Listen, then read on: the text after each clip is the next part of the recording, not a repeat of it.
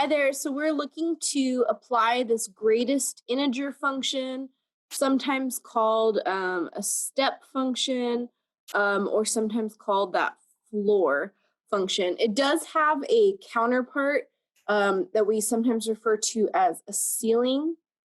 We don't really cover that in this class, but it essentially does the opposite.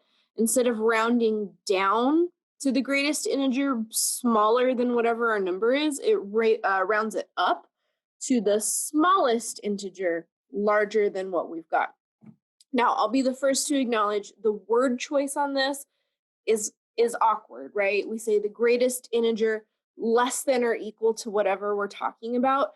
And a really good way to think about this really is to think of a number line. So if you were to look at a number line, and we'll take our first number here, if we were to look at -3 on a number line, I'm looking for essentially the closest whole number, but I say whole number with a star next to it because technically the set of whole numbers is only positives, right? So we start at 1, the set of 1, 2, 3, like this.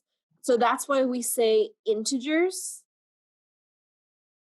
or we say z like this, because it includes signs. So -2, -1, 0, 1, 2, ... It kind of doesn't fit, but so technically it's an integer, but you can think of whole in the sense of not a decimal, not a fraction. So because -3 itself is an integer, that's actually the answer to this one right here.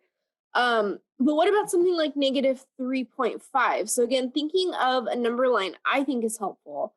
So if I'm looking at -3 here, that would put -4, and then we're right here, right in the middle, right? -3.5.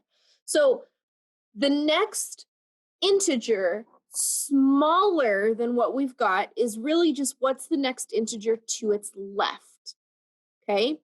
So it's not quite rounding, but it's close to rounding. So if I was to go to the next integer to its left, that value is actually this -4.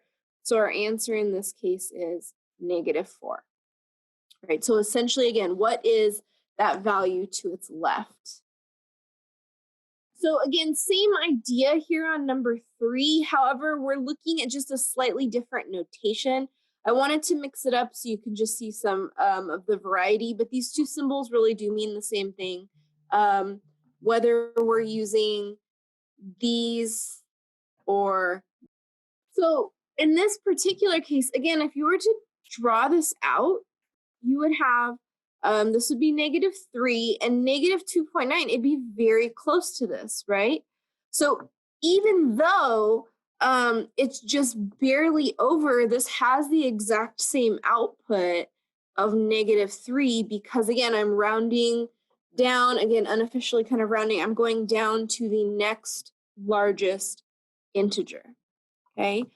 What about with this one right here? So again, we are dealing with negatives. I do feel like we have to pay close attention to that because the rounding process, again, with kind of quotes around it, air quotes around it, is slightly different with negatives. But if I have, this would be like -2 here and -3 here, -2.0000000001 is pretty close, right?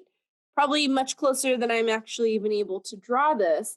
So it's pretty close to that line.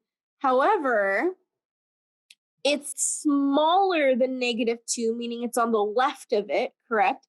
So when I round or I move this down to the greatest integer below it or smaller than it, it actually goes back down here to that same -3.